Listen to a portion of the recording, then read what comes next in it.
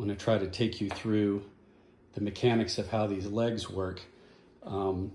This here is essentially a replica of the leg mechanics portion of the actual walker. I'm using it to test out some shapes for this this kind of lift piece here.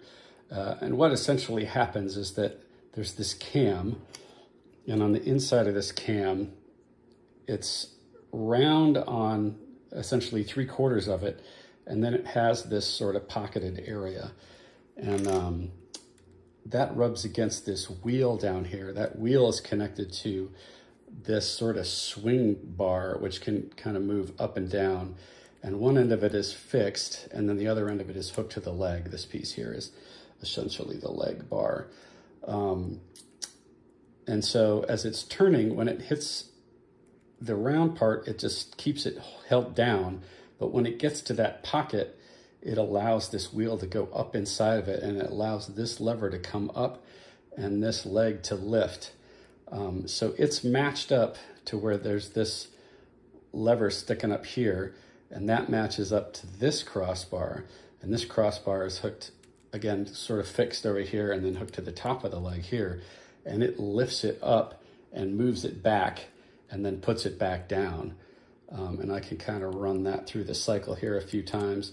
So it lifts it up, it moves it over, it sets it down. So now the leg has been pushed into this forward position, and then during the course of the cycle, it moves itself back and then gets pushed forward again. So the other piece of this equation is that the same drive that's running this, which is coming from 2 motors underneath it that kind of run up through, it's also driving this little gear. And this lifting arm here has a little point on it that sort of locks into that gear. So when it lifts up, it's disengaged. That point is up here above the gear. But when it puts it back down, it's engaged to it, and it's turning slowly, basically to 1/4 of the speed of this.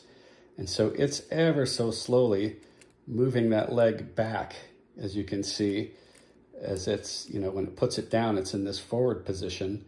And then as it goes through its cycle, it moves it to the back position and propels it forward.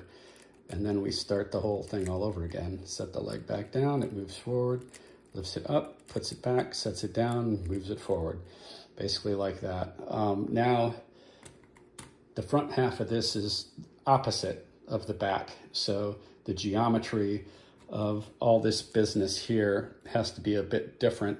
And ultimately, the thing doesn't run so great in reverse because it's all pretty tight. One of the reasons that I use some rubber on this wheel is to help take up a little, just to give it a little bit of squish, because some of these areas, as you can see, as like when this hits right there, like it's pushing against this to push this back, but it's not quite out of that pocket yet. So it's trying to force this back down, but this is holding it up.